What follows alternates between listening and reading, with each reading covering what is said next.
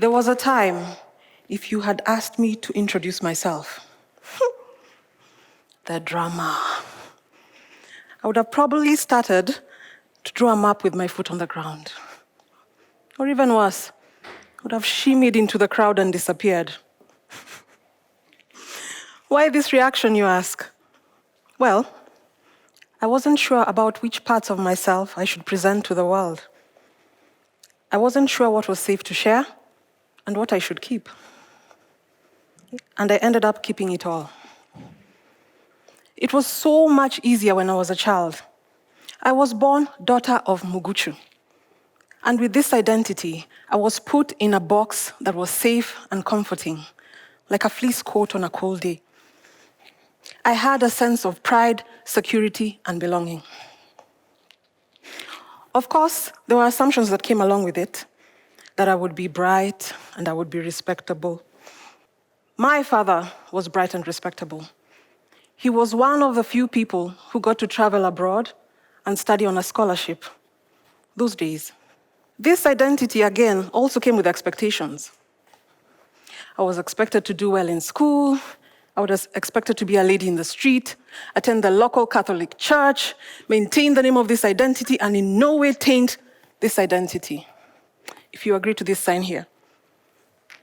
It feels like a contract. It was a loving contract.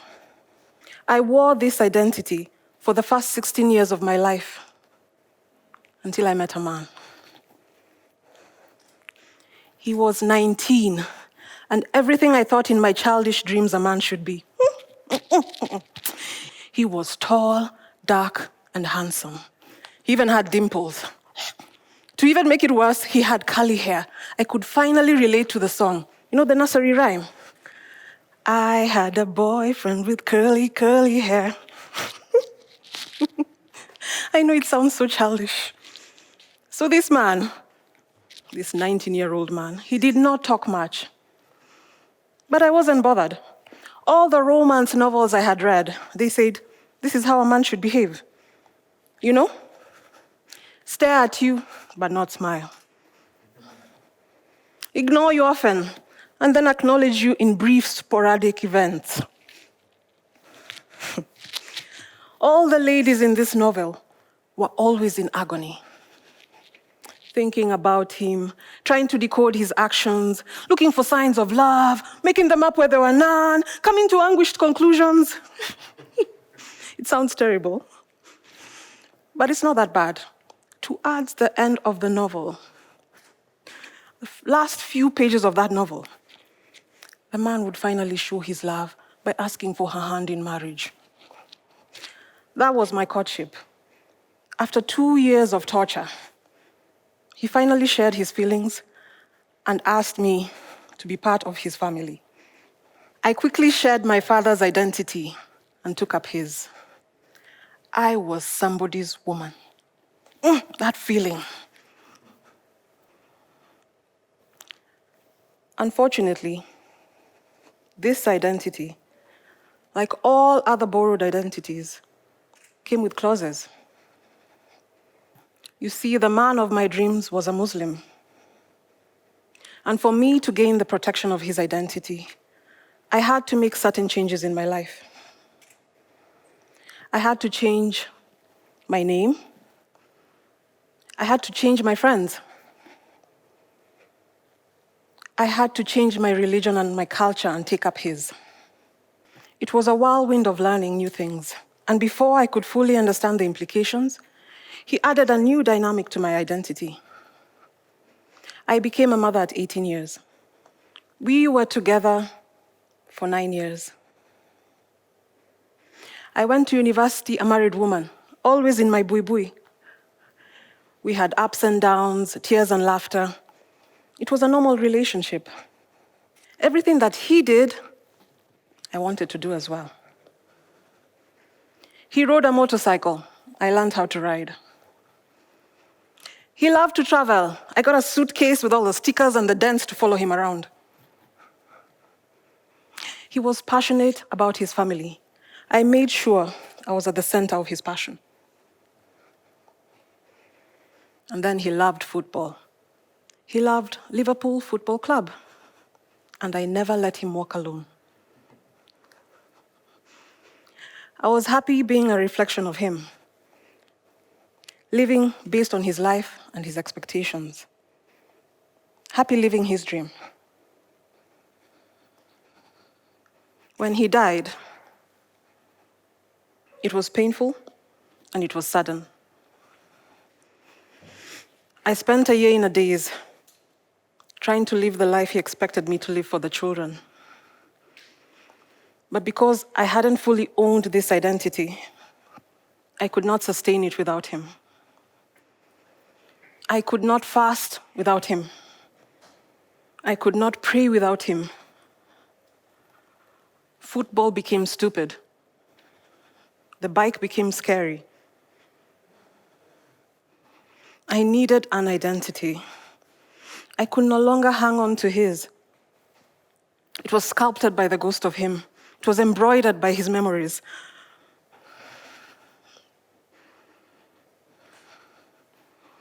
Sometimes when we face the unknown, we revert back to what we know.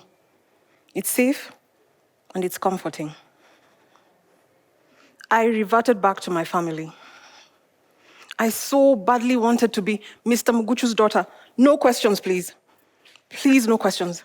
I wanted to be accepted and embraced back into the fold.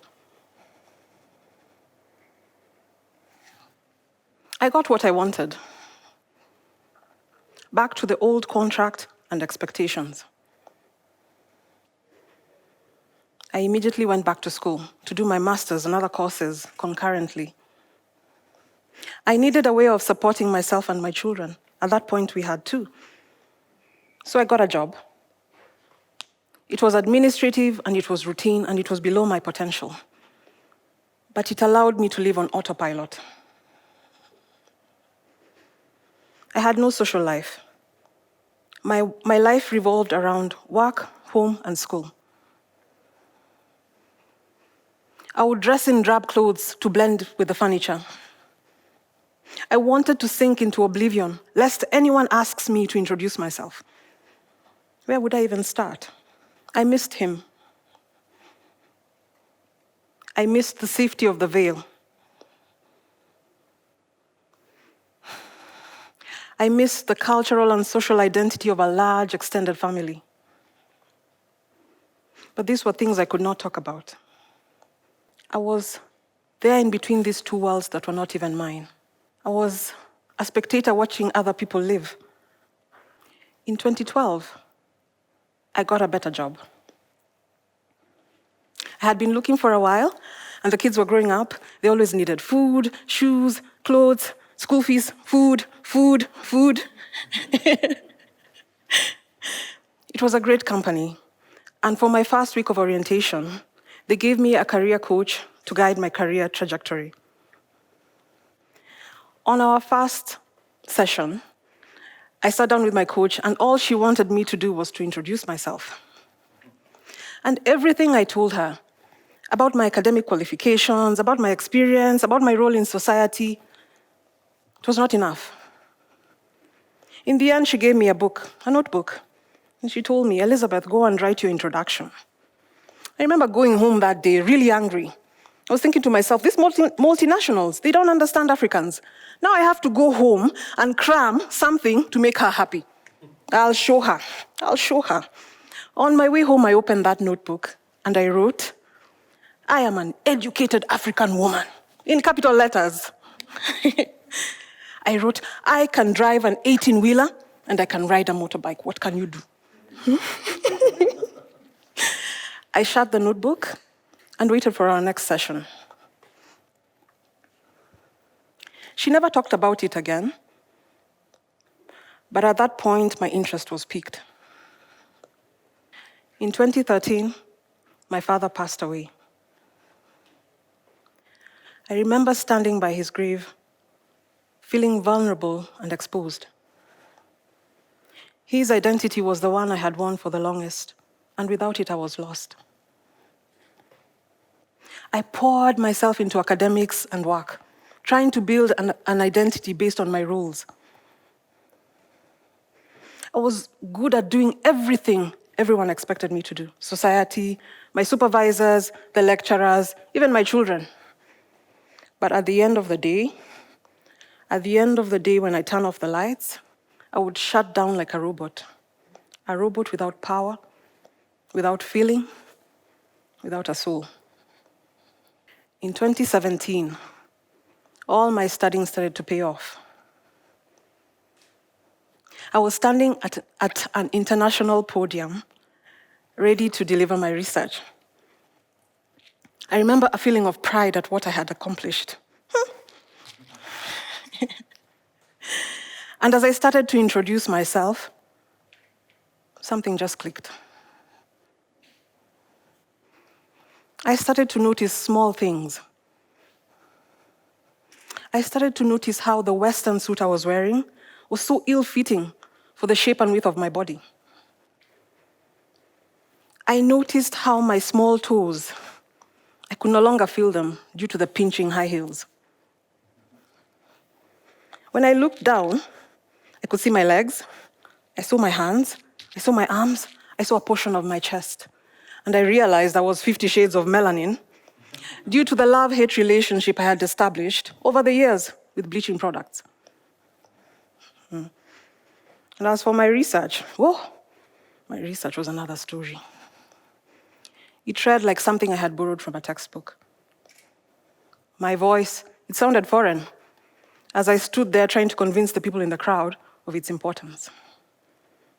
I thought back to 5 years ago, that conversation with my coach, and that question she had asked me, introduce yourself. That night, in a foreign country, in a hotel room, in a big bed all by myself, I cried. I cried because I finally understood that I didn't know who I was.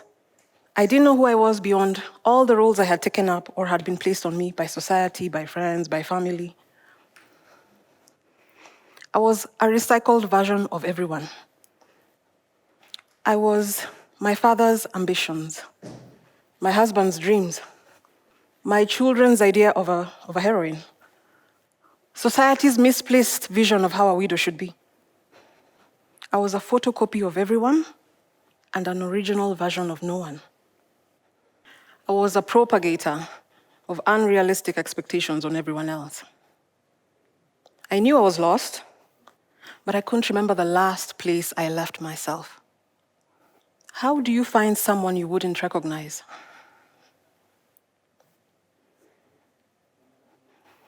So now I'm restarting a relationship